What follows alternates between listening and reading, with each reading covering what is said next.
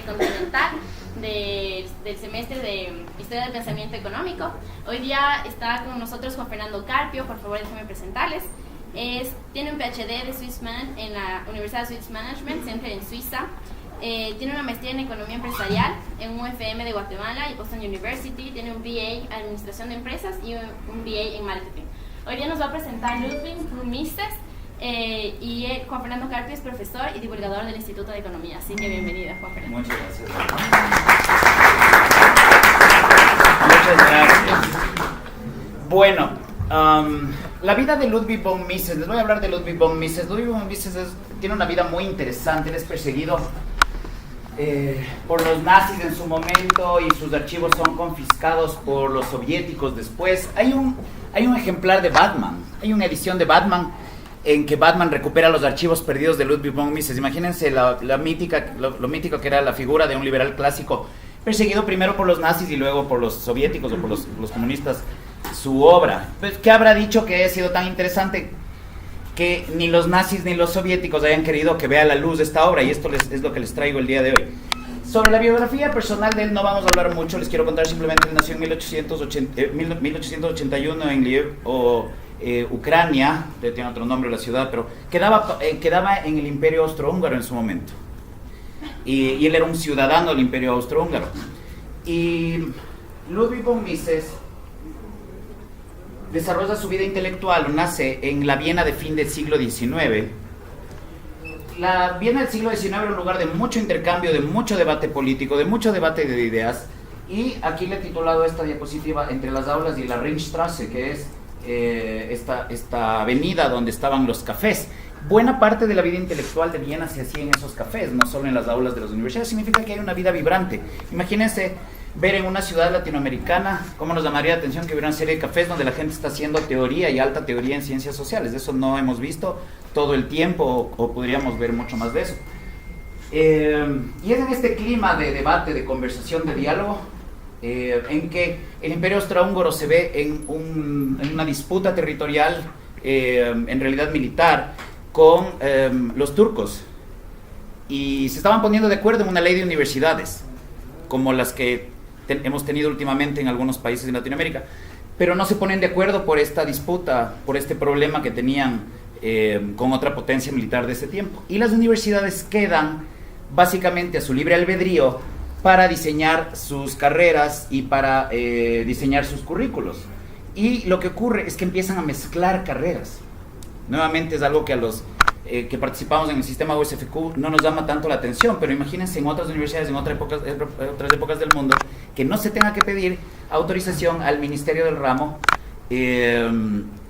para hacer estos mix y estas combinaciones de distintas carreras. Y eso lleva a la aparición de distintas y de hecho de nuevas disciplinas. De hecho, en este clima de libertad máxima de las universidades en Viena de fines del siglo XIX, aparece la sociología, aparece el círculo de los positivistas lógicas de Viena, aparece la escuela de Viena de economía y ciencias sociales, aparecen pintores importantes, aparecen precursores de la psicología, por supuesto, etc.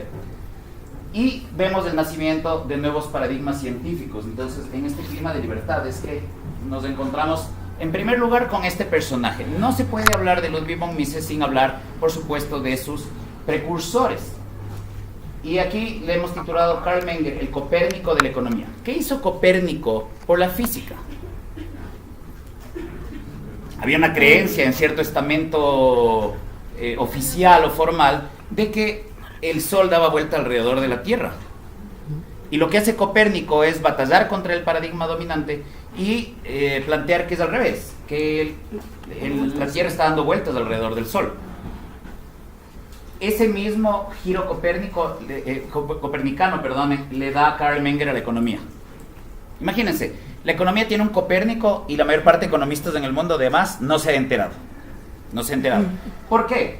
Porque los economistas anglosajones, pensemos Adam Smith, David Ricardo, Karl Marx también es un anglosajón en este sentido, porque es ricardiano en su economía, a pesar de que es alemán de origen, pero es un anglosajón. Los clásicos británicos, por otro lado luego los keynesianos de los 1930s, y por otro lado ahora los neoclásicos en el mundo anglosajón, son tres corrientes que intentan hacer de la economía una disciplina objetiva, Por eso siempre están haciendo modelos o tratando de calcular todo en horas hombre o tratando de explicar el valor en base al costo de producción. Tratan de hacer de la economía una disciplina objetiva. Y últimamente, claro, repleta de modelos matemáticos sofisticados que son cada vez más abstraídos del mundo real y que no nos permiten entender el mundo real. Y lo que hace Carl Menger es darle un giro copernicano a la economía. ¿Qué nos plantea? Bueno, Santiago Gangotena ayer nos contaba de los socialistas de la Cámara. No sé si recuerdan ese momento, pero nos hablaba de los socialistas de la Cámara, de un tipo de socialistas fabianos en Alemania. ¿Y qué era lo que planteaban estos socialistas de la Cámara? Era una fuerza muy importante en la intelectualidad europea en su momento. Decían, si algo no funcionó en cierto momento, no necesariamente por eso no va a funcionar en otro momento. Podemos probar distintas cosas en distintos momentos. Suena flexible, suena razonable esta idea, pero en realidad eso se llama historicismo metodológico, se llama historicismo a secas. ¿Qué significa? Es la idea de que en distintas épocas funcionan distintas ideas o distintas reglas o leyes de la economía. Y esa es una idea esencialmente peligrosa. ¿Por qué? Porque si hay unas ciertas leyes de la realidad a respetar, los regímenes totalitarios o los demagogos o dictadores o populismos van a estar intentando todo el tiempo hacer experimentos y pensando, a mí sí me va a salir bien, porque la vida real no tiene restricciones, no tenemos que economizar, se derrota el propio sentido de la economía. Además diríamos, no hay leyes de la economía, hay que probar distintas cosas en distinta época, un control de precios en los 30 en Alemania causó escasez, pero no en Ecuador, porque tiene que causar, si es que intenta alguien con más conocimiento, con más títulos tecnocráticos, va a salirle bien esta vez, etc. Entonces lo que plantea Menger, más bien en contraposición al historicismo, es el método causal realista. Nos dice, los seres humanos estamos provocando todo el tiempo efectos con nuestras acciones y podemos investigar cuáles son los efectos. Y además podemos mantenerle la economía aterrizada en la vida real. No necesitamos hacer supuestos irreales como los típicos de la economía neoclásica, que nos dice cosas como, por ejemplo, asumamos que los agentes o los actores tienen conocimiento perfecto y por lo tanto, bla, bla, bla, y el modelo sigue desarrollándose así bajo ese supuesto. Pero entonces, ¿de qué nos sirve o qué nos ayuda a entender de la vida real ese modelo? Por definición nada, porque le hemos introducido unos supuestos como si fuéramos ángeles o como si fuéramos dioses o como si fuéramos robots o como si fuéramos pingüinos, y los seres humanos no funcionan así. Una segunda razón por la cual es importante hablar de Menger rápidamente es la revolución marginalista. Ustedes recuerdan la supuesta paradoja del valor de los clásicos británicos. Los clásicos británicos estaban tratando de explicar por qué los diamantes son más valiosos que los panes.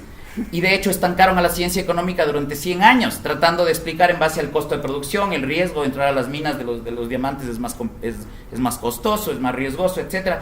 Tratando de explicar de forma objetiva el valor a través del costo de producción. Esto es en los 1700, 1770, 1780 en adelante, las siguientes décadas, 100 años estancada la ciencia económica. Pero en 1870, 1871, 3 economistas en 3 lugares distintos de Europa resuelven la supuesta paradoja del valor. Dicen, no, es que la gente no elige entre categorías, diamantes y panes. La gente elige entre cantidades discretas, eligen el margen. Y entonces plantean la ley de utilidad marginal. Por eso se les llama revolución marginalista. Y uno de los 3 economistas que resuelve la supuesta paradoja del valor es Carl Menger. Pero Carl Menger, a diferencia de los otros 2, de Walras y de Jevons, no plantea la utilidad marginal como satisfacción. No sé si es que han visto ustedes que en clases de microeconomía a veces el profesor nos dice la segunda manzana o el segundo vaso de agua te satisface, te sacia menos que el primero. Esa es una pésima explicación de la ley de utilidad marginal. La ley de utilidad marginal no se refiere a asociación, esa es la ley de Gossen y es algo psicológico sensorial. Es una pésima explicación. ¿Cuál es la explicación que nos da Menger? Es una más sólida. Nos dice simplemente la segunda manzana, el segundo vaso de agua, será asignado a una prioridad menos importante que la anterior. La primera manzana nos la comemos, la segunda hacemos un pastel. Pero si solo tuviéramos una, comeríamos para el hambre. Si tenemos un segundo vaso de agua, ya utilizamos para regar las plantas. Pero si solo tenemos uno, tomamos para sobrevivir nosotros primero. ¿Se entiende? Entonces, la utilidad marginal en realidad es el orden en que ponemos las prioridades de los bienes. Y mientras más unidades, a cada unidad adicional le asignaremos un fin menos importante que el anterior. ¿Se entiende? Simplemente es una forma de organizar la prioridad de los bienes por unidades. Y esa es la utilidad marginal, y eso resuelve la supuesta paradoja del valor. y Karl Menger fue parte de esta revolución. Y fue un investigador del origen evolutivo de las instituciones. Él empezó con el dinero. Él planteó, el dinero no es una creación de los gobiernos, ni de técnicos, ni de bancos centrales, ni de sabios. El dinero es un bien que tiene unas ciertas características que le hacen, a estas características les podemos llamar dinerabilidad, y hacen que la gente espontáneamente utilice el dinero. Y este es el origen de la investigación, que luego continúa Hayek, de quien se habló el día martes, en este ciclo de esta semana, sobre el orden espontáneo y las instituciones como la propiedad, la familia, el lenguaje, el dinero, etcétera, como órdenes espontáneos y no como diseños de los gobiernos. Y esto es muy importante porque si las instituciones no son diseñadas, los gobiernos solo pueden hacer daño. ¿Se entiende? Porque probablemente la suma de la sociedad es más inteligente, aunque no sea consciente de cómo sus pequeños pasos o acciones parciales constituyen un todo más inteligente. La sociedad es más inteligente que los gobernantes, por inteligentes que sean los gobernantes. Nos pone en otro paradigma, incluso de relaciones de poder político en sociedad. Alumno de Menger, profesor de Mises de Eugen von Bäver, fue teórico, ministro de Finanzas, vamos más rápidamente con von Bäver. Plantea la teoría del capital del interés, es el primer autor en la historia en dar un tratamiento serio y riguroso a la teoría del capital.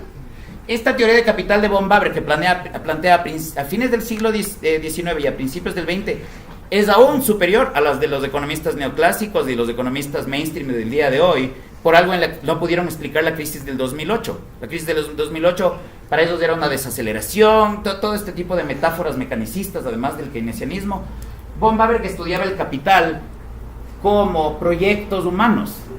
Recuerden, lo que estamos haciendo en la Escuela de Viena es ponerle al ser humano en el centro del análisis, ya no la economía como algo objetivo, sino como la suma de los planes y proyectos y actividades y acciones parciales de los actores humanos, sumando un todo emergente más potente que solamente esas acciones parciales.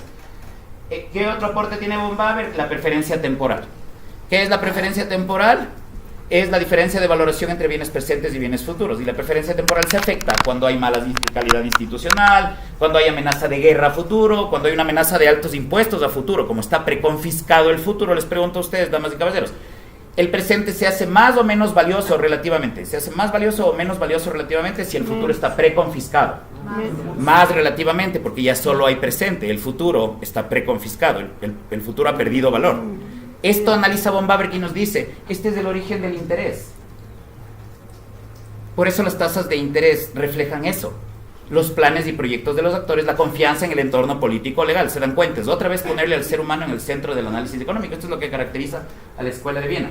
La teoría de la imputación es otro aporte de von Bäver. Dice, imagínense, este es un ejemplo que me gusta utilizar. Imagínense que Nike tiene una fábrica de zapatos en Tumbaco, pero decide el dueño de esta fábrica, Nike, llevarse la marca, ya no va a ser Nike los zapatos, deja todo, la maquinaria, el cuero cortado, déjalo, todos los insumos ahí, etcétera, etcétera, la gente está ahí, etcétera.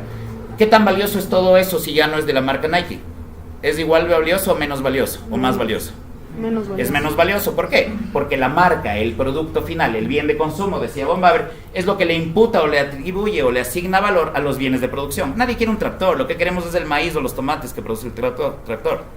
¿Se entiende? Entonces, si bien el proceso productivo ocurre hacia adelante en el tiempo, ocurre hacia atrás en valor. Solo hacia atrás podemos evaluar si algo fue una buena inversión o si algo valió la pena. ¿Se entiende? Entonces, fíjense, el paradigma de análisis de la escuela austríaca nuevamente es cómo actuamos los seres humanos.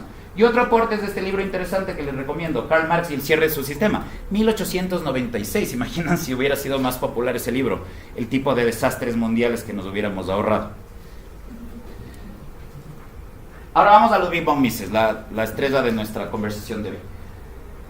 Los aportes son 4, los aportes únicos. Fíjense que normalmente tenemos gente brillante en economía de otras escuelas, de diversas escuelas. Por ejemplo, Ronald Coase tiene aportes en el teorema de Coase, tiene la investigación de los faros. ¿Recuerdan la exposición de ayer? ¿Quiénes estuvieron ayer? Levanten la mano, por favor. Muy bien. ¿Se acuerdan del ejemplo de los faros que ponía Samuelson? Ronald Coase es el que investiga y encuentra que los faros eran privados. ¿Y cómo se proveía faros? Simple. Porque los dueños de los puertos cobran por estacionar, digamos, los barcos ahí, por el derecho de cabotaje, de amarrar los cabos de los barcos. Entonces, un cliente que se muere no es un buen cliente, no es cliente repetido. Entonces le damos un faro a todo el mundo sin excluir a quién es cliente y no cliente. De la misma forma que podemos ir al Quicentro a caminar todo el día y nadie nos va a preguntar, ¿usted va a comprar hoy o no?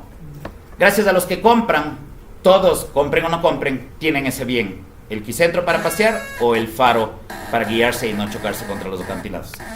Entonces Ronald Coase tiene este aporte, y Ronald Coase también tiene aportes sobre la teoría de la firma. Imagínense, 3 aportes. Mises también tiene 3 o 4 aportes a la ciencia económica. Eso es la señal de grandes economistas. Imagínense, con un aporte se ha hecho famoso alguna gente. O sea, sabemos la ley de Gresham, por ejemplo, de moneda, de la que ya vamos a hablar. Solo con la ley de Gresham ya sabemos, ya se inmortalizó el nombre de Gresham. Mises y gente como Mises y Coase tienen más de un aporte. En el caso de Mises, 4. ¿Cuáles son los 4 aportes? El primero, la praxeología. Ya hemos ido haciendo referencias a eso, de hecho. ¿Qué es la praxeología? Lo que dice Mises es esto: la base de la economía, ya que la economía no es una disciplina objetiva en el sentido de sin personas, en ese sentido de objetiva, de algo que podemos analizar sin el actor humano, es en realidad una disciplina sobre la cual sabemos unas pocas verdades esenciales que son de carácter axiomático deductivo. Ya vamos a ver qué es eso. Pero son estas verdades esenciales, unas muy pocas leyes económicas que sabemos que son sólidas de ciencia cierta, y este punto de partida, de esta observación de la acción humana, de cómo ocurre la acción humana, es el punto de partida para estas leyes económicas. En otras palabras, solamente por el hecho de que somos actores humanos ya podemos saber unas pocas nada más, unas pocas cosas sobre los fundamentos de la economía. Entonces, aporte la praxeología. Mises trabaja sobre dinero, crédito y banca, trabaja sobre la imposibilidad del socialismo, fíjense, esto es muy importante, y la teoría del ciclo económico o crisis de artificiales. Vamos a ver uno por uno cuáles son estos aportes. Vamos al primero, les decía, la praxeología. Aquí está el nombre del libro. Este es el libro que probablemente alguna gente que conozco salvaría de un desastre mundial. Hay un libro de Ludwig von Mises que se llama La acción humana, probablemente su obra cumbre. Es un libro en el que parte justamente desde principios incluso metacientíficos o filosóficos. ¿Qué es la acción humana? ¿Qué es el actor humano? ¿Por qué tenemos conocimiento limitado? Etcétera, etcétera. Traza todas estas bases en los primeros capítulos, y en los siguientes va desarrollando todo un edificio conceptual de la economía, simplemente en base a estas observaciones tan sencillas. Y así hacían los economistas antes. El método científico para la economía siempre era un poco distinto que en otras disciplinas. ¿Por qué? Porque a una piedra, si le estamos estudiando en química o en física, le podemos hacer experimentos, le podemos quemar, le podemos poner fuego, le podemos poner ácido, le podemos lanzar de una cierta altura. Con los seres humanos no podemos hacer experimentos. Tenemos esa desventaja, digamos. Éticamente, obviamente, es una ventaja. No podemos hacer experimentos con humanos. Pero desde el punto de vista científico tenemos esa limitación. No podemos hacer experimentos. A ver, ustedes quédense quietos, por favor. A esta provincia y a esta otra le vamos a subir un impuesto y vamos a ver 20 años después qué ocurre. No podemos hacer ese tipo de experimentos en economía. Pero tenemos algo mejor. Somos actores humanos, entonces sabemos unas pocas cosas esenciales sobre la acción humana. ¿Cuál es la primera? La acción humana no es comportamiento nada más, no es comportamiento animal, no es reactivo, no es instintivo. A diferencia de otras especies o de un cachorro, por ejemplo, pensemos de un cachorro de león, le dejamos, ya tiene 3 meses de vida y le dejamos de un callejón de una ciudad, tal vez a través de instinto y de olfato va a encontrar comida, seguramente sobrevive. Muchos animales sobreviven encontrando simplemente con instintos. En los seres humanos los medios y los fines para sobrevivir no están dados, por eso somos la especie más vulnerable. Un humano, en cambio, de 3 meses en un corredor se muere.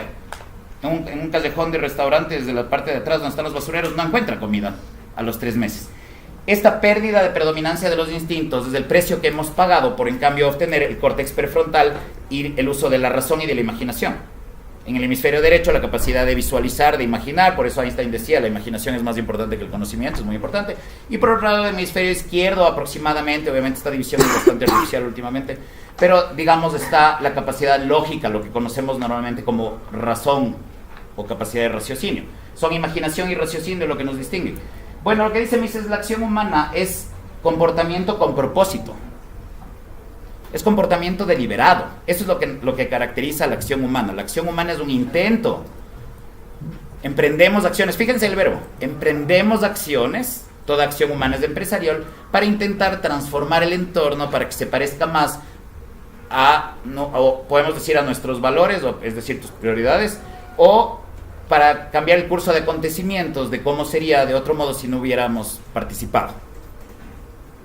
En otras palabras, el actor humano es un ser que está intentando transformar el curso de los acontecimientos. Y de eso, de que los seres humanos actúan para pasar a una situación que perciben como más satisfactoria en el tiempo, incurriendo en costos, descubriendo los medios para lograr ciertos fines, sometidos a la posibilidad de éxito o fracaso en cada una de sus acciones, la acción como ejercicio empresarial, si quieren, podemos ir a visitar a alguien, no está en su casa, fracasamos en esa acción, etcétera. Podemos deducir las leyes de la economía. ¿Cómo? Con el método axiomático deductivo. Este es el axioma, el postulado incontestable. Los seres humanos actúan para pasar a una situación que perciben o conciben como más satisfactoria. No es muy polémico, no suena a gran aporte en realidad, pero en realidad de alguna manera han pasado 2500 o 3500 años para llegar a algo tan esencial. Fíjense esto, es una observación tan simple y tan potente que es verdadera siempre y cuando la naturaleza humana siga siendo tal y como es, tan sencilla como es. Y por deducción podemos deducir ciertas cosas. Por ejemplo, la ley de demanda. La gente no va a comprar más de un bien, sino igual o menos, si el precio se eleva y nada más cambia.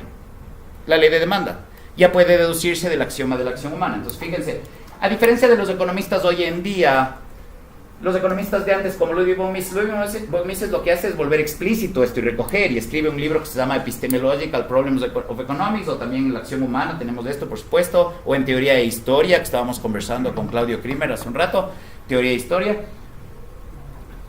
A diferencia de los economistas clásicos y los continentales, incluyendo a los vieneses, a los austríacos, los economistas contemporáneos intentan recoger datos y que los datos les den las leyes o principios de la realidad, como si se pudiera inducir principios generales de los datos. Pero hay un problema, hay una contradicción. ¿Qué datos elijo? ¿Cuáles son relevantes? Pensemos en esto. Supongamos que estamos haciendo historia y queremos contar la historia de Ecuador en los 1800. ¿Qué datos elegimos? ¿Qué personajes son los relevantes? ¿Me explico? Podemos agarrar solo presidentes, sí, pero eso solo es una forma de relevancia. Ahora, ¿cuáles sectores son importantes? ¿Cuáles fuerzas? ¿Cuáles ideas tuvieron impacto? ¿Cómo vamos identificando esto? Todo esto requiere una teoría a priori en realidad.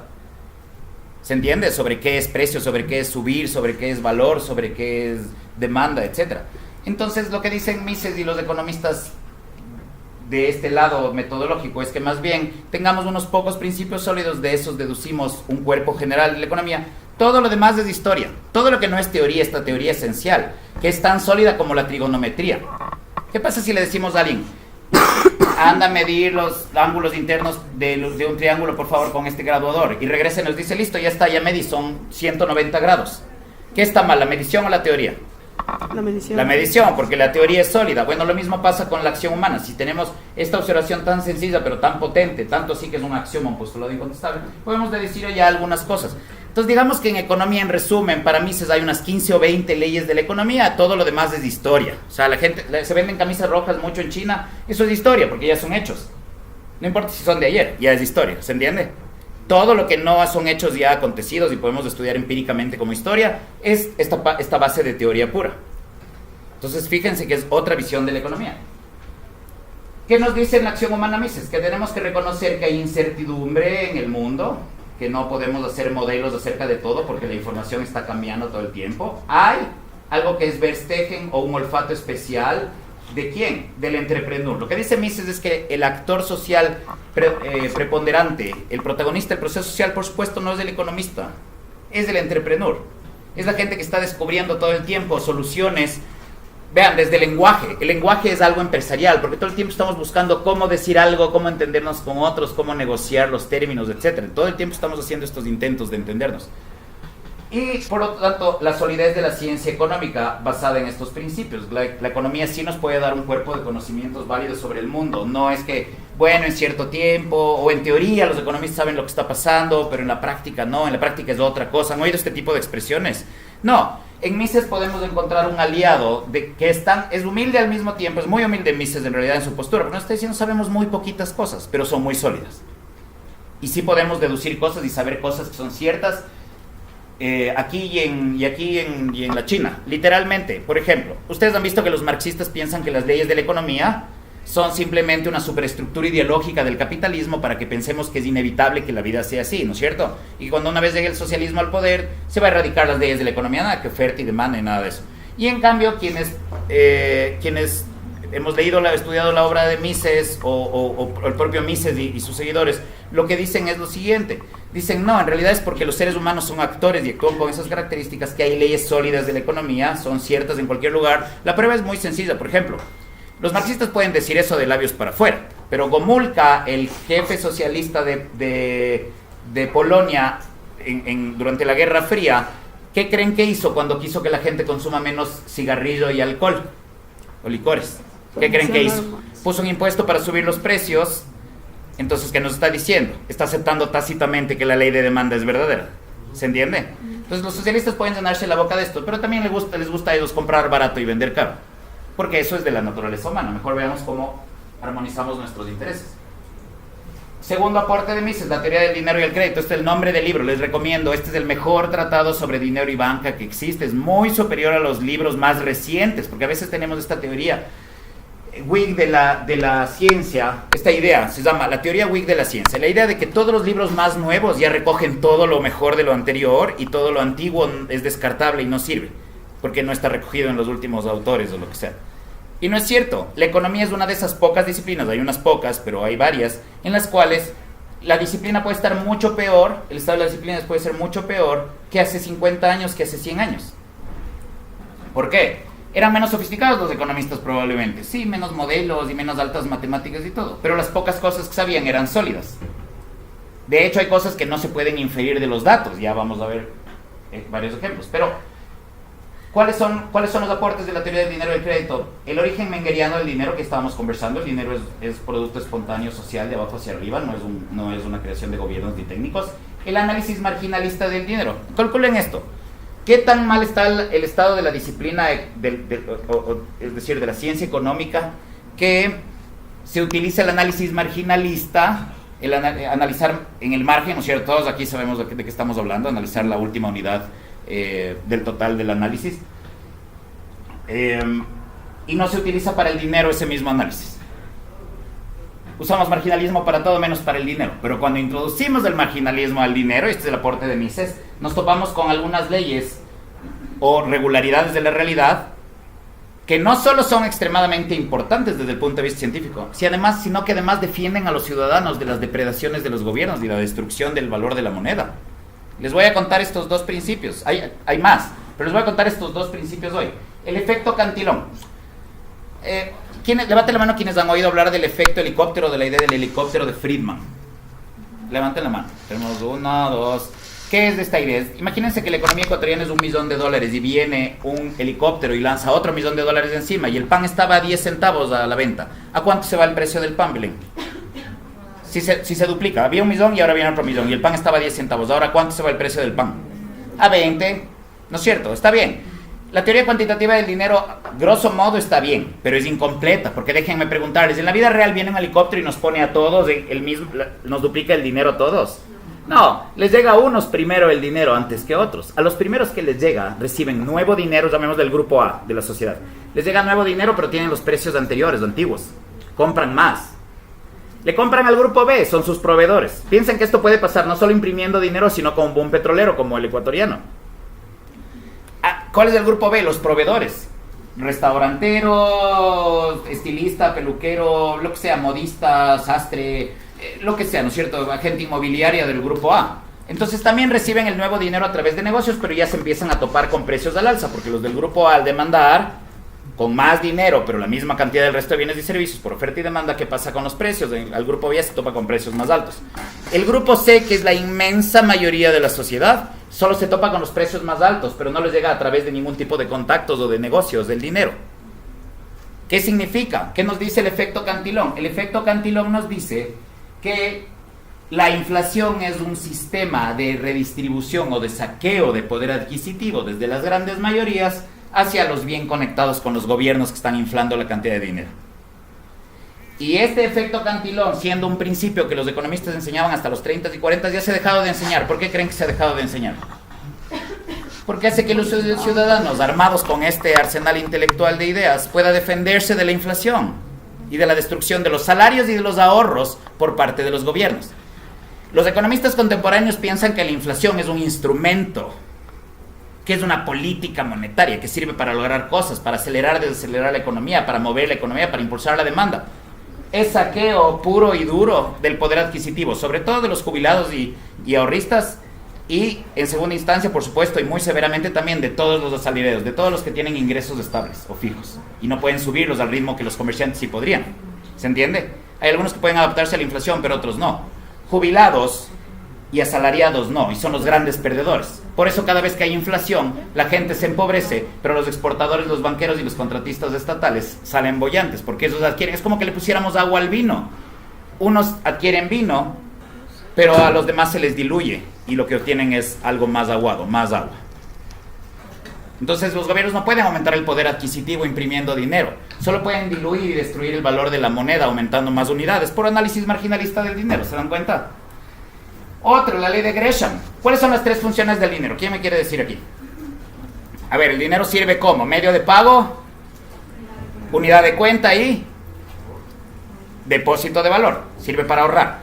Cuando hay una paridad o un tipo de cambio artificial entre dos monedas, pensemos la convertibilidad en Argentina. La gente sospechaba, tal vez no están totalmente respaldados los pesos uno a uno en el Banco Central. Entonces, ¿para qué utilizan el peso y para qué el dólar? ¿Con cuál hacen sus compras de diario y cuál utilizan para transacciones menores? ¿Peso o dólar? El peso. ¿Cuál utilizan para ahorrar o en el cual cifran los arriendos o los sueldos de multinacionales? En dólares. ¿Se entiende? Cuando hay una paridad artificial o sospechosa del poder adquisitivo, pero típicamente esto es efecto. La ley de Gresham es muy mal explicada. Si ustedes le preguntan nuevamente a un economista contemporáneo, les va a decir, el mal dinero saca el bueno del mercado. Como si eso pasara en los mercados libres. Eso es no entender la ley de Gresham y es enseñar mal. No quiero decirles quién, pero aquel que no debe ser nombrado resume así la ley de Gresham. Yo les explico, les cuento, lo que dice la ley de Gresham es de esto. Cuando hay una paridad artificial, esto era cuando había oro y plata. A veces los reyes decían, no, vamos a hacer que, aunque esté a 10 monedas de plata la moneda de oro, vamos a hacer que sean 7 monedas de plata por cada moneda de oro. Por X cosas de finanzas públicas, trampas, trucos contables de los gobiernos. ¿Qué hacía la gente si estaba sobrevalorada la plata y subvalorado el oro? ¿Cuál se guardaban y escondían? El oro. ¿Cuál utilizaban de a diario? La plata. Cuando hay un control de tipo de cambio, una paridad artificial entre dos monedas, la gente se esconde el buen dinero y utiliza el malo para las transacciones diarias. ¿Se entiende? Pero es un efecto del intervencionismo estatal. Y esa es la ley de Gresham. Y también se puede entender con el análisis marginalista del dinero. De cuál hay más unidades, de cuál hay menos y los precios relativos entre las dos. Y esta ley tampoco nos enseñan en las universidades y en las facultades, tampoco en la USFQ, al año 2016.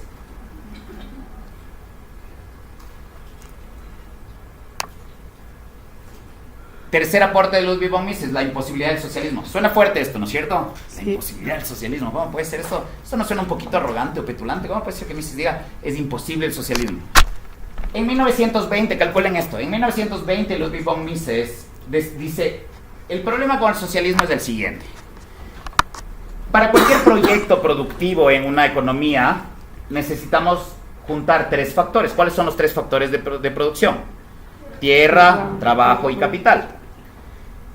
Pero hay una subasta abierta de estos factores para combinar en cualquier proyecto productivo. ¿Qué pasa si no tenemos mercados de estos factores? ¿Qué va a pasar con los precios de estos factores? No van a ser reales. No, simplemente no va a haber precios porque no hay transacciones. Los precios se fijan, se forman, mejor dicho, a través de transacciones. Si no hay propiedad privada, no hay mercados de factores. Si no hay mercados de factores, no podemos hacer contabilidad de costos. Este es el aporte de Mises. Mises nos dice, en el socialismo no hay cómo economizar.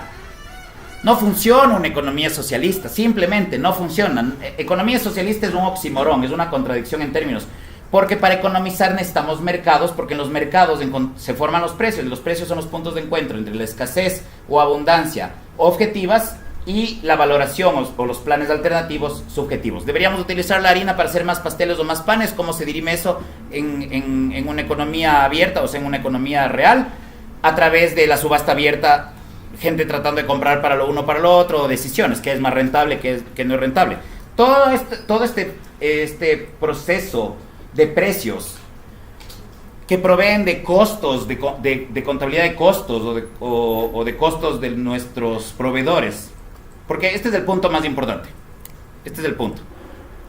¿De dónde sacamos los costos para saber si estamos haciendo un hot dog o un sándwich para la venta? ¿De dónde sacamos los números de los costos? son los precios a los cuales nos venden los proveedores en la etapa anterior de la cadena de valor. En vez de comernos el pan, le cortamos en dos y ponemos salchicha, mostaza, en Quito muy importante la mermelada de piña, es la receta quiteña de hot dog obviamente, y hacemos algo que es más valioso que solo la suma de las partes, y eso es valor agregado. ¿Y la recompensa del valor agregado cuál es? La ganancia. Bueno, todo este proceso de calcular cuánto nos cuesta hacer las cosas no existe en el socialismo porque no hay precios. Los costos, para hacer contabilidad de costos, son precios de los proveedores. Toda esta cadena de valor, precios, costos, precios, costos, precios, costos, en los cuales vamos calculando rentabilidades de si vale la pena usar o no los recursos para esto o aquello, no existe en el socialismo. La Unión Soviética estaba consciente de esto, tenía 18.000 economistas del Kremlin tratando de poner los precios del papel higiénico con respecto al automóvil. ¿Cómo? Se importaban revistas de catálogos de las tiendas de departamentos, de Macy's, de Sears, y etcétera, etcétera, de Occidente. Copiaban los precios de Occidente, porque no se forman precios. Y los precios, el sistema de precios, son el mecanismo coordinador de la economía extendida, más allá de una familia o una comunidad pequeña. ¿Se entiende el problema? Sin precios no hay cómo economizar en sociedades de desconocidos, de extraños. Punto. Puedes economizar en tu vida, puedes economizar en tu casa, pero la economía general es un desastre. Por eso en Cuba solo funciona el 13% de los ingenios azucareros confiscados a los legítimos propietarios por la revolución cubana.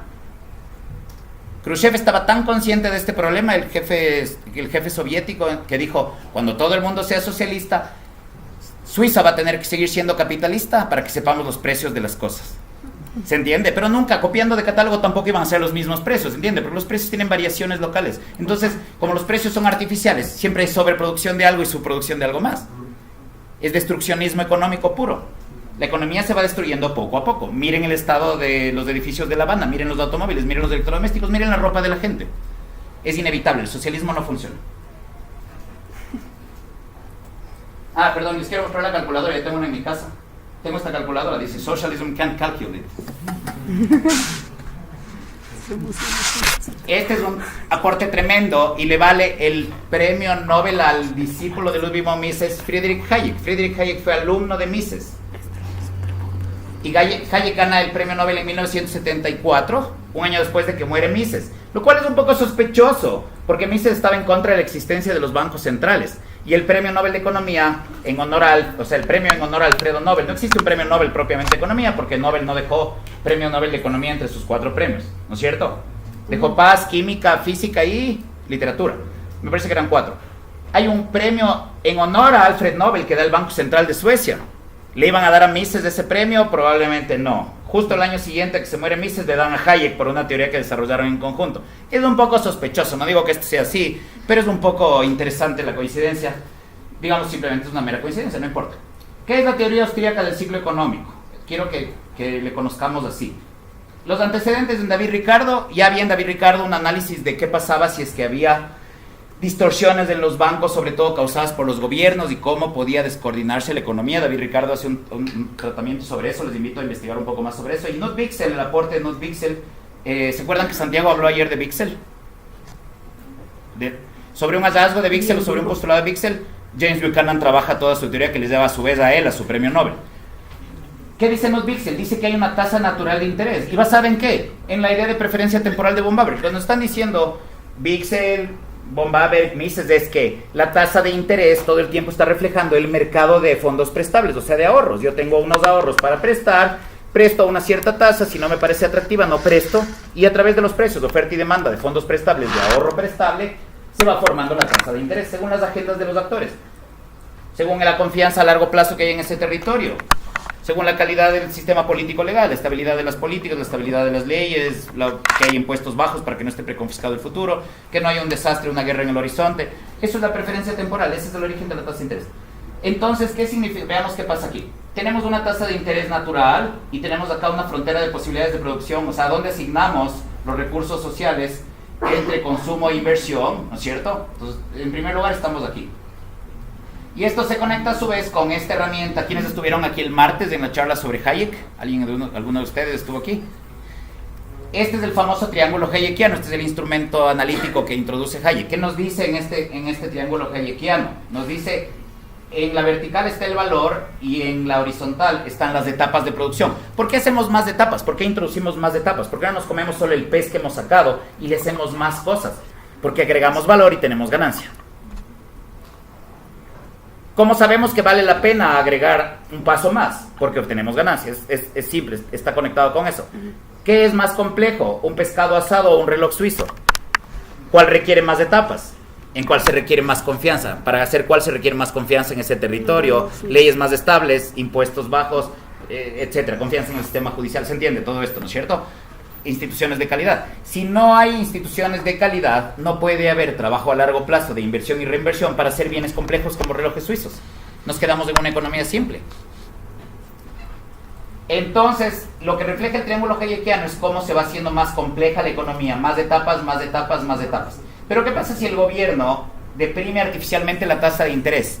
¿Por qué podría querer deprimir el gobierno la tasa de interés? Han oído que a veces los gobiernos queremos impulsar la bolsa de valores o queremos impulsar la tenencia de vivienda. Esto acaba de pasar en Estados Unidos a principios de la década del 2000. Se pensó, vamos a impulsar que haya una sociedad de propietarios de parte del gobierno de Bush. Entonces dijeron, vamos a bajar las tasas de interés artificialmente en la Fed, por debajo de lo que serían en el mercado de fondos prestables. ¿Qué creen que ocurre cuando la gente ve una tasa más baja de interés? Se lanza a tomar préstamos. No solo más préstamos, sino a un plazo más largo. Y hacer proyectos más complejos de los que haría de otro modo.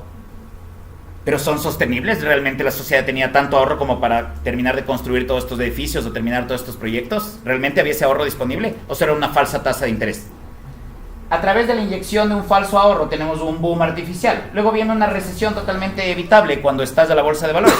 Y eso explica la crisis conocida como la Gran Depresión en los 1930s y la crisis del 2008. Pero otra vez, esta explicación no es la mainstream, esta explicación no es la mayoritaria entre los economistas. ¿Por qué? Esto es un punto de vista marginado en este momento. ¿Por qué? Porque esto pone la culpa donde tiene que estar. Son los bancos centrales los que distorsionan el mercado de ahorro. Imagínense si hubiera, solo piensen esto, damas y caballeros, imagínense ustedes que el Estado tuviera una panadería central y fuera el único proveedor de pan, por ley. ¿Qué tan buen pan tendríamos y qué tan puntual pan tendríamos en nuestras vidas todas las mañanas? ¿Tendríamos buenos panes? ¿Tendríamos puntualmente panes? Ya, si el Estado no puede coordinar la oferta de pan, que es un bien bastante sencillo, ¿por qué le encargamos un instrumento tan esencial de la civilización y de la coordinación como el dinero? De la coordinación social como el dinero, ¿se entiende? Es socialismo monetario lo que estamos viviendo. Es completamente antinatural, artificial, que el Estado esté manejando la oferta de dinero. ¿Cómo va a ser? Si usamos mercados para todo lo demás, porque si es que, supongamos, un ofertante no suple la demanda de un bien y hay una necesidad insatisfecha, hay una oportunidad para otro ofertante, ¿no es cierto? Entonces, con múltiples actores, tenemos una danza entre oferta y demanda. Y así más o menos tenemos el resto de bienes y servicios. ¿Por qué le hemos dejado la producción de dinero al Estado y le permitimos que distorsione las tasas de interés? ¿Cuál es el resultado? Tenemos un retroceso después de la crisis del 2008. No se diga la Gran Depresión, creo que todos sabemos la historia, pero de la crisis del 2008, menos empleos Google, más empleos McDonald's. Y mucha gente que se capacitó en las universidades para trabajar en buenos empleos, ya no existen esos empleos y solo tiene la deuda universitaria. Y esa es la tragedia de esta generación en los Estados Unidos. Esa es la teoría austríaca del ciclo económico. Lo que hace Mises es tomar las ideas de Ricardo, el aporte de Noth-Pixel de la teoría natural, de la tasa natural de interés, y las ideas marginalistas de la propia escuela de economía aplicadas consistentemente a todo, no solo a unas cosas, sino también al dinero, para entender cómo ocurren los fenómenos monetarios y cómo los fenómenos monetarios no son ilusorios, no es un velo monetario como decía Keynes, son fenómenos reales, porque es un bien que está en nuestras vidas, nos guste o no, y tiene una calidad o no tiene una calidad. Puede ser destruido, tenemos efecto Cantillon, o puede ser distorsionado todo el mercado crediticio y tenemos ciclo económico. Ahora hablemos un poco de el más célebre alumno de Ludwig von Mises. Ludwig von Mises es una tremenda influencia en Hayek, a pesar de que Hayek admiraba muchísimo a Mises, pero Hayek no era de la línea de Mises. Hay alumnos de Menger como von Baberg, y luego de von Baberg Mises hay esta línea, pero también hay la línea de Visser, que es otra línea, y Hayek pertenece a esta otra línea, pero había un tremendo aprecio y admiración entre los dos. También Mises decía, todos mis años de 40 años, 50 años de trabajo enseñando ideas, divulgando, tenía un seminario privado en la universidad, escribía, fue el economista de la Cámara de Comercio de Viena, Ludwig von Mises, por cierto, asesoró ministros, asesoró al gobierno de Austria, evitó una hiperinflación, igual que su profesor von Baber, tuvieron un rol público muy importante. Y Mises siempre decía, después de todos estos años esperaba que salga, o es maravilloso que haya salido alguien como Hayek. No es el único alumno que admiraba o de sus discípulos, pero obviamente Hayek es un genio, fue un genio, y admiraba mucho esto. Ahí esta anécdota, ¿no? Hayek estaba en Suiza, estaba en las montañas, y dice, le gustaba caminar, caminatas y todo esto, veía como todo el mundo estaba abrazando el socialismo, o por lo menos el socialismo parcial, el keynesianismo, y dice, necesitamos recuperar las ideas de libertad en el mundo, necesitamos venderle a la gente un sueño optimista, porque fíjense esto, damas y caballeros, esto es muy importante. En el siglo XIX, Suecia, Francia, todos, Inglaterra, etcétera, despegan con libertad económica, con liberalismo más claro. Suecia no despega con el modelo sueco, Suecia despega cuando era más capitalista que Estados Unidos y no tenía ni siquiera impuesto a la renta. Pero eso no nos cuentan en Ecuador. Suecia y todo el resto de Europa se desarrollan cuando eran sociedades liberales y acumulan ahí un pool de capital, de herramientas, de conocimiento, de actitudes, de mentalidad de los ciudadanos que hasta el día de hoy les sirve, ¿me explico? Si hubieran empezado con el modelo de altos impuestos, de alto gasto como el de hoy, no hubieran llegado a estar donde están. ¿Cómo sabemos eso? Porque las sociedades que empiezan por ahí, como nosotros, no están haciendo sus milagros económicos y no están despegando vigorosamente. Es tan simple como eso. El problema de Latinoamérica y de ciertos gobiernos socialistas de Latinoamérica es que quieren tener el estado de bienestar europeo sin haber construido primero la riqueza y los valores de trabajo de los europeos, de empeño, de innovación, de ser industriosos, etcétera, etcétera.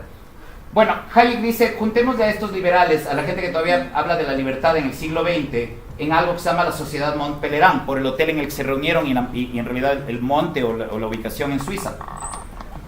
Y se reúne gente como Hayek, de la escuela austríaca, de la escuela de Viena, de la que estamos hablando, Friedman, de la escuela de Chicago, y algunos otros, Arnold Harveler, estamos hablando de... ¿Quién más estaba ahí?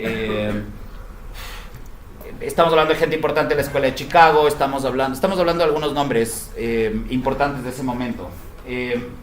Y hay un momento en que están en una sala de discusión en este evento de la Mont Pelerin y están discutiendo una especie de ingreso básico para toda la gente. Digamos, el Ecuador ya tiene un cierto nivel de riqueza, ¿por qué no le damos a todo el mundo unos $200 mensuales para que nadie se muera de hambre? Digamos, esa era la idea.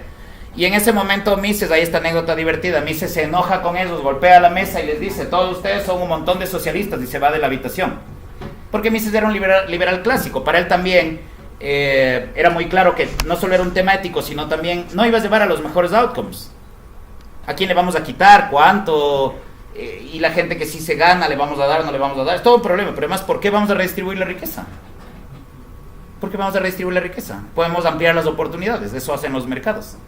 Mejor quitemos las trabas a los mercados en primer lugar, ¿me explico? Algo así como el juramento hipocrático para economistas. En vez de andarse inventando políticas públicas y decidiendo cositas y por aquí y por acá, recordemos un poquito que estamos hablando sobre propiedad ajena.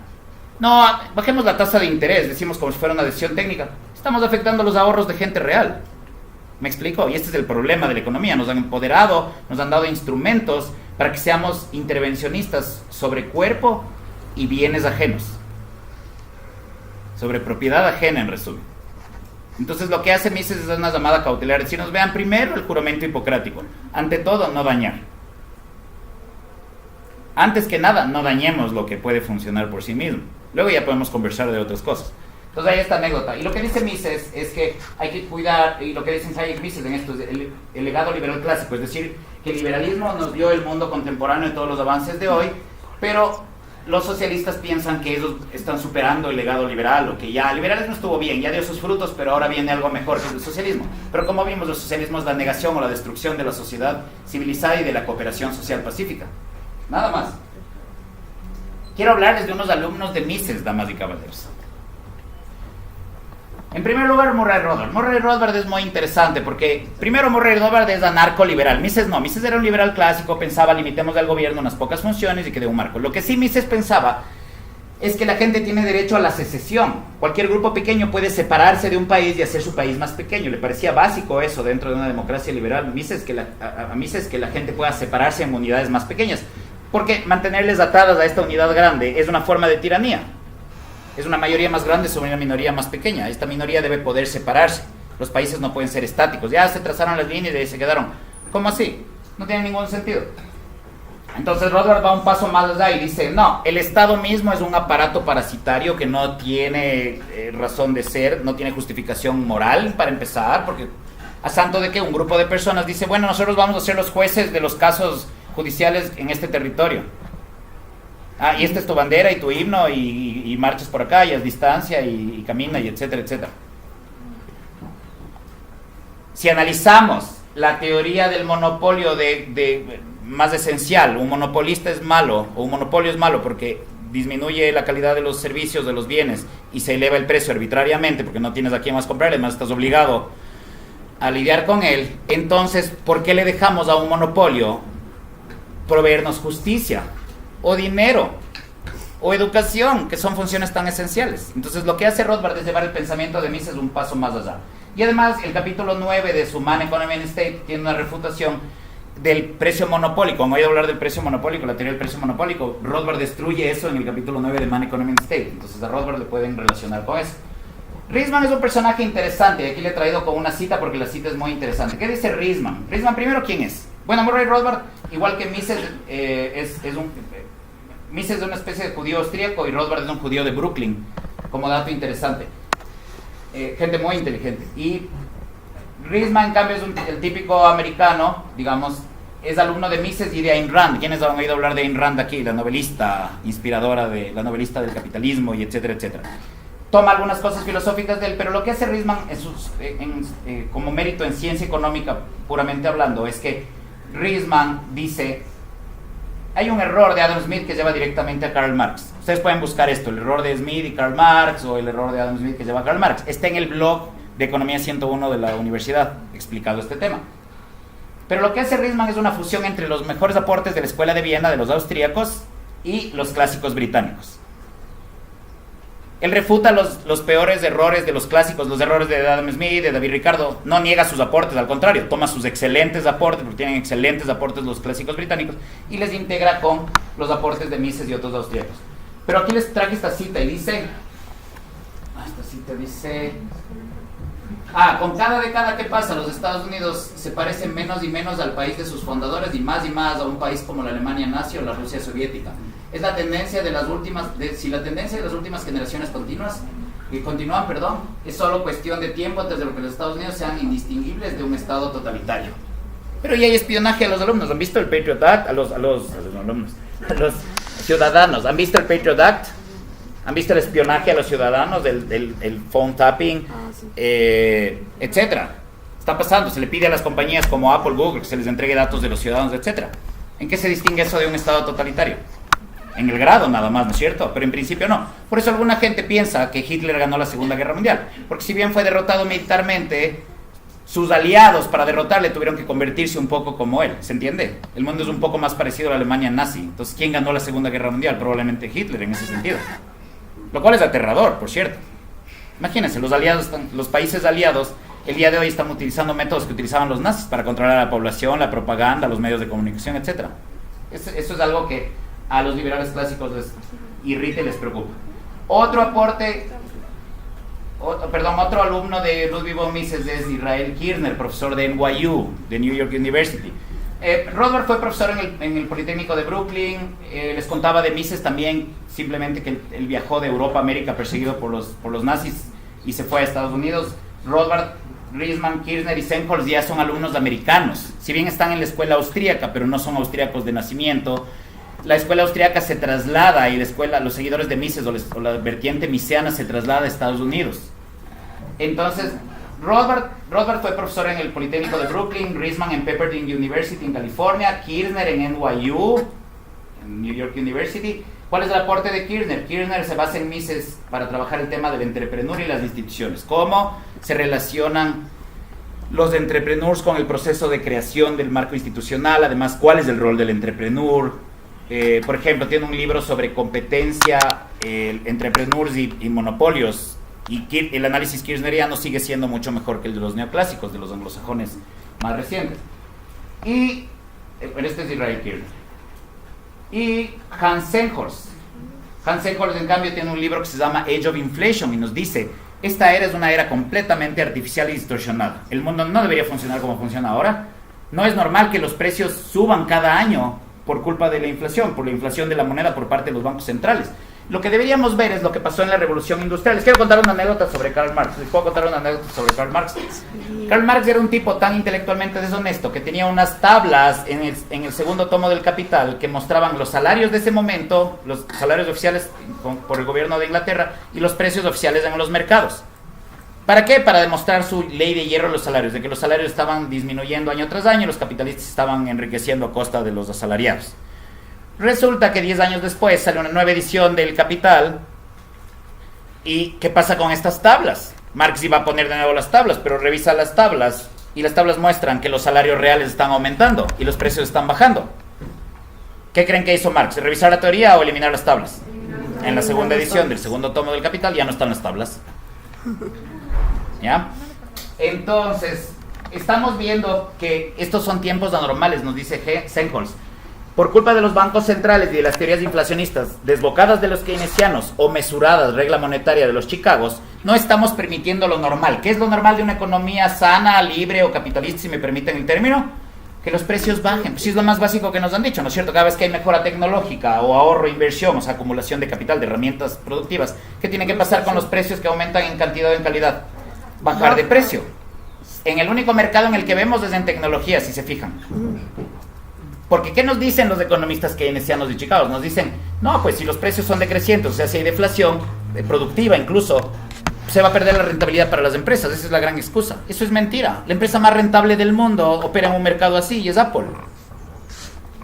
Entonces es una vil mentira. Lo que deberíamos tener es todos los años los precios de los bienes bajando, así no nos suban los sueldos, compramos más en la tienda. Esto tiene una ventaja, fíjense.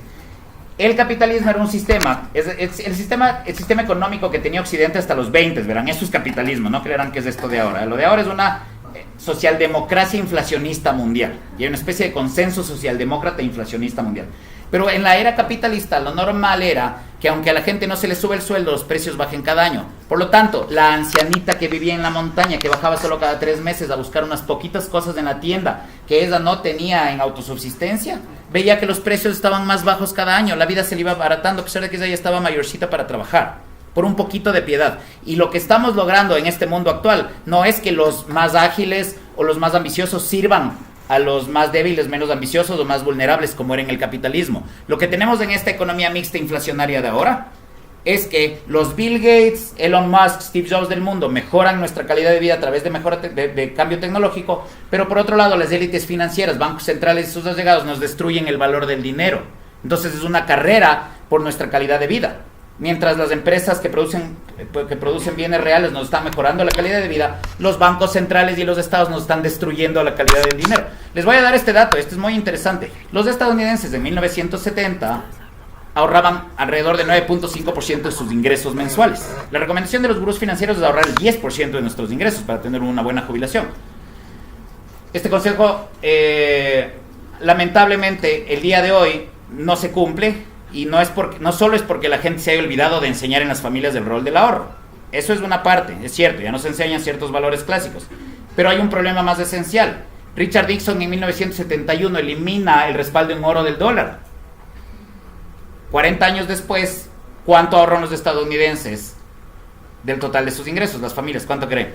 2.38%. Entonces les pregunto, ¿Estados Unidos es un país ahorrista inversionista, o sea, capitalista como era? ¿O es un país consumista basado en deuda? Consumista basado en deuda. Es más, les doy otro dato. 7 de cada 10 estadounidenses no tienen ni $1,000 ahorrados en la era de mayor prosperidad de ese país. Y esto es por la destrucción del dinero. Todo eso estudia Hans Engels. Ayer Santiago José Gangotena dijo, James Buchanan es algo así como mi abuelo intelectual, porque fue el profesor de mi profesor. Bueno, Ludwig von Mises es algo así como mi bisabuelo intelectual, por 2 lados. Les voy a contar por qué. Por el lado de Engels, porque Engels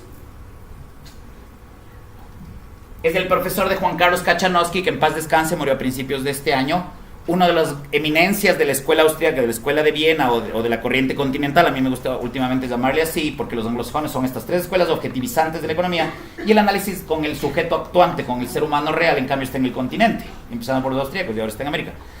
Y Sengholz fue profesor de Kachanowski. Kachanowski, les decía, es esta figura influyente y muy importante, este economista argentino importante, director de maestría mío. Entonces, si yo soy alumno de Kachanowski, Kachanowski es alumno de Sengholz y Sengholz es alumno de Mises, estoy a 2 grados de separación, como diría Kevin Bacon. Y por otro lado, Riesman soy cercano o estudiante de Riesman.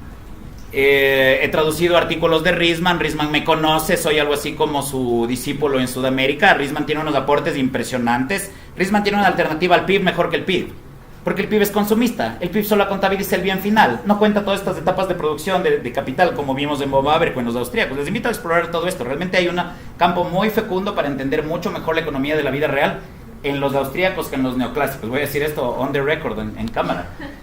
Entonces soy alumno directo de Riesman de alguna manera, y Rothbard, en cambio, es profesor de Hans Hermann Hoppe, y Hans Hermann Hoppe fue mi profesor en Mises University. Entonces, de alguna manera, por 3 lados llego a ser alumno de Ludwig von Mises. Entonces también es un poco contarles mi legado o la gratitud que tengo a estos personajes. Y para terminar, les quiero hacer unas recomendaciones. Quiero recomendarles Liberalism o Liberalismos o Liberalismo de Mises. Hay ediciones online en PDF. Todos los libros de Mises están online en PDF. Este libro es muy interesante. Habla de la historia de las ideas de libertad, de cómo los esclavos se liberaron o qué fuerzas tuvieron que ver con la abolición de la esclavitud, y cómo se relaciona eso con el liberalismo, y cómo el socialismo es una especie de retroceso, porque es perder libertades que ya habíamos ganado en el siglo XIX, en el siglo XVIII. La recomendación, obviamente, La acción humana. Ya les dije, este es el libro que algunos salvaríamos de un desastre nuclear para reconstruir el mundo de nuevo. ¿Por qué? Porque nos dice, si la cooperación es pacífica y voluntaria, ¿qué tipo de frutos da? ¿Cómo no arruinar eso? ¿Cómo no arruinar un proceso de cooperación pacífica que dé los mejores frutos? Y finalmente, algo que nos puede servir mucho, en particular a los ecuatorianos y a los venezolanos, es un libro que analiza la economía de los nazis, que no confiscaba, pero controlaba tanto que daba igual. Goebbels decía, nosotros no nacionalizamos empresas, nacionalizamos a las personas.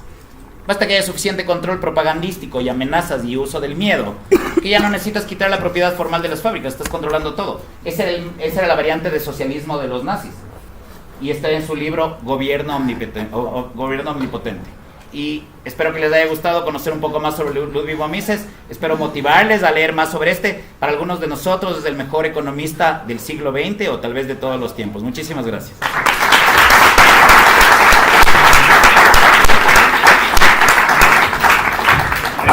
Ajá, sí, ahorita hay un espacio de preguntas de